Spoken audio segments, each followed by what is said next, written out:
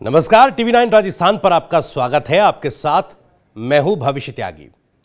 शायर निदा फाजली ने अपनी एक शायरी में क्या खूब कहा, दो चार गाम राह को हमवार देखना, फिर हर कदम पर एक नई दीवार देखना, आंखों की रोशनी से हर संग आईना, हर आईने में खुद को गुनहगार देखना।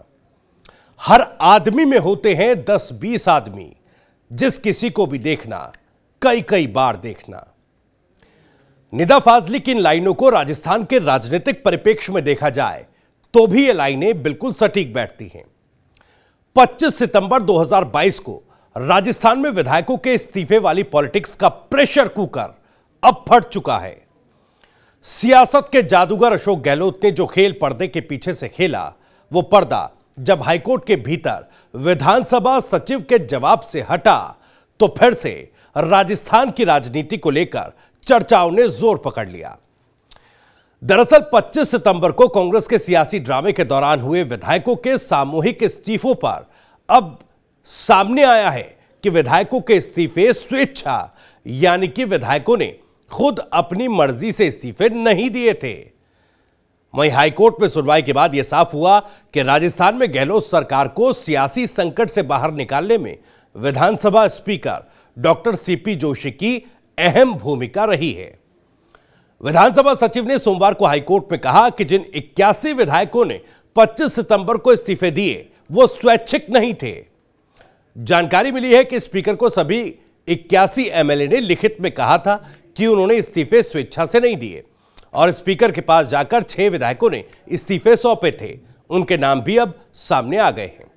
इधर विधानसभा सचिव के जवाब का असर सूबे की सियासत पर एक बार फिर देखा जा सकता है, जहां अगली सुनवाई में कोर्ट तय करेगा कि स्पीकर के अधिकार, संविधान के नियम, विधानसभा की प्रक्रियाएं और तमाम कायदों का किस तरह से निर्वहन किया गया।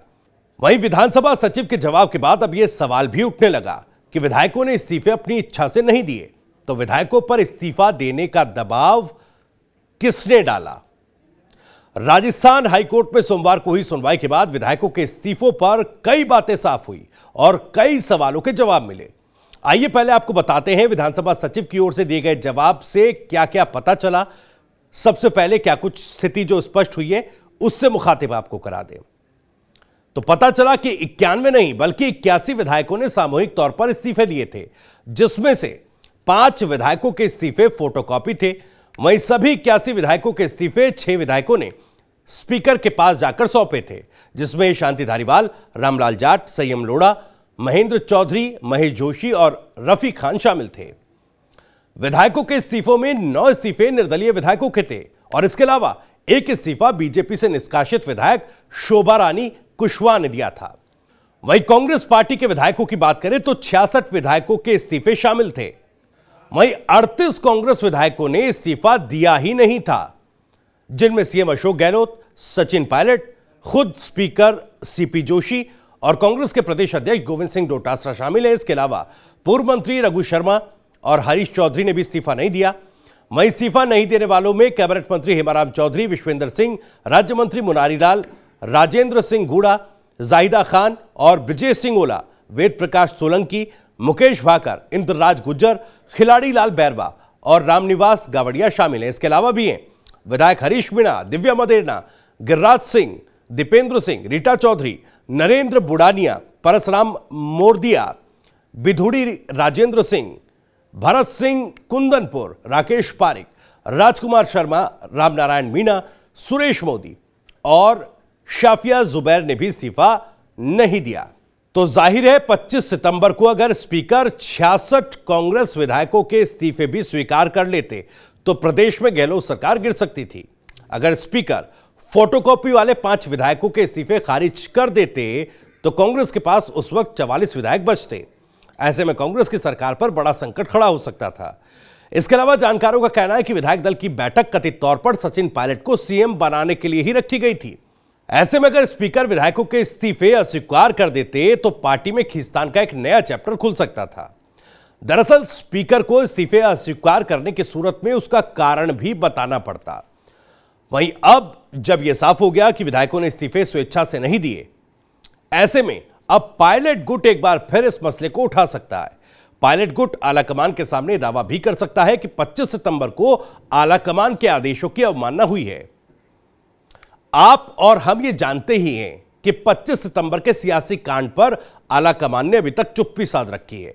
इससे पहले आलाकमान ने इस्तीफा कांड होने के बाद गहलोत गुट के 3 नेताओं मंत्री शांति धारीवाल, महेश जोशी और आरटीडीसी के चेयरमैन धर्मेंद्र राठौड़ को अनुशासनहीनता का नोटिस दिया था, जिस पर अभी तक किसी तरह की कोई कार्रवाई नहीं की गई।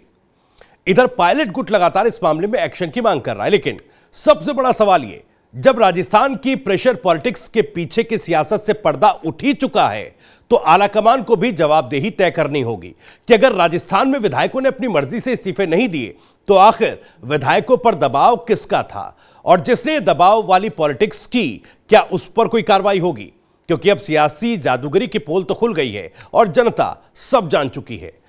अब अगर कार्रवाई आलाकमान नहीं करेगा तो जाहिर है एक संदेश यह भी जाएगा कि सियासत के किसी जादूगर ने कांग्रेस आलाकमान तक को अपने इशारों पर क्या खूब नचाया, वो भी ऐसे मौके पर जब हाल ही में भारत जोड़ो यात्रा संपन्न हुई और पार्टी नेता इस बात का ढोल पीटते फिर रहे हैं कि इस यात्रा से पार्टी मजबूत हुई, आलाकमान मजबूत हुआ, राहुल गांधी मजबूत हुए।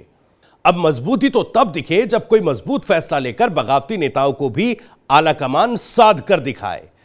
खैर, आज के लिए इतना ही। अगर आपको यह वीडियो पसंद आया हो तो इस वीडियो को लाइक करें, ज्यादा से ज्यादा शेयर करें।